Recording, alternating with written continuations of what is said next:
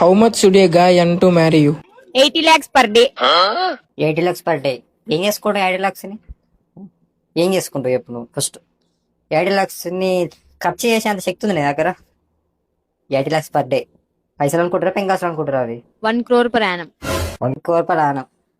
మీరు ఏరు మరి అట్లా 1 crore per annum మేమే వేసుకుంటాం మిమ్మల్ని కట్నం ఎక్కిచ్చి. మరి మీరు వేసుకుంటారా? మీరు చదువుకుంటారు అంతగానో సంపాదిస్తారు మీరు అంతా. 1 crore per annum అంట. 1 crore per annum. 1 crore per month.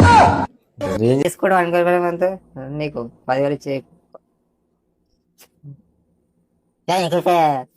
Salary ఏం అవసరం లేదు, భరిస్తే చాలు.